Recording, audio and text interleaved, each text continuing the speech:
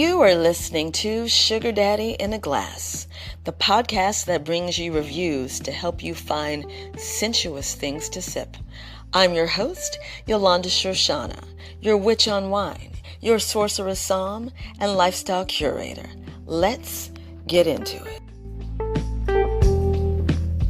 In this episode, I will be getting into the OG California Champagne Korbel. Their Blanc de Noirs is something that you should have in your glass. Cheers. If you are a California bubble lover, this episode is so for you, as it is for me, because if anybody knows how to do wine in the champagne method and not in France, it is California. They know how to turn out the bubbles. Korbel has been in the bubbles game for over 140 years. Their Blanc de Noirs was such a delightful surprise in my mouth. I want to tell you more about it. But before I do, I want to give you a little more tea on Korbel. Now, everybody's probably had Korbel California Champagne.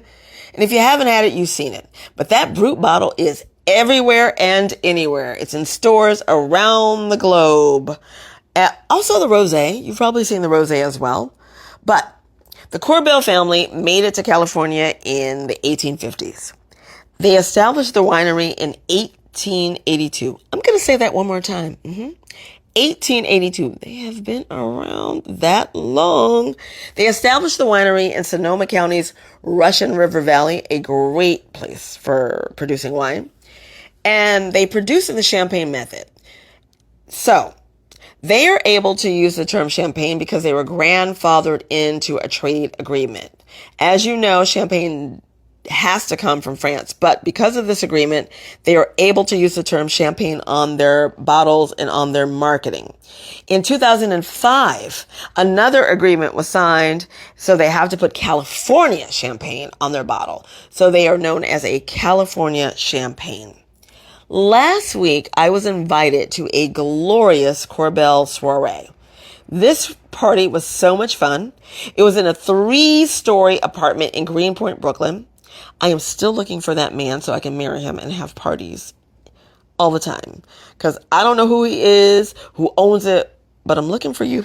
Hey, boo. So we had so much fun. There was caviar.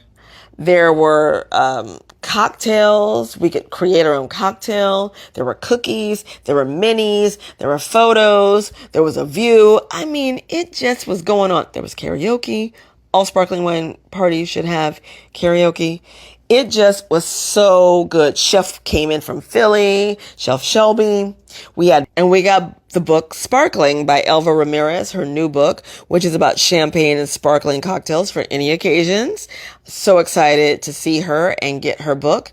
We got to go through the Korbel portfolio, which I'd never done. I've mainly had the Brut and the Rosé, but the standout for me was the Blanc de Noir. I'd never had it before, and I will definitely try to have that again. It's a non-vintage, and it has a very subtle, elegant pink color, like a pink noir. And on the nose and palate, it brings berries, oranges, and cream. It's very well balanced, and it's very smooth, and a nice little set of bubbles.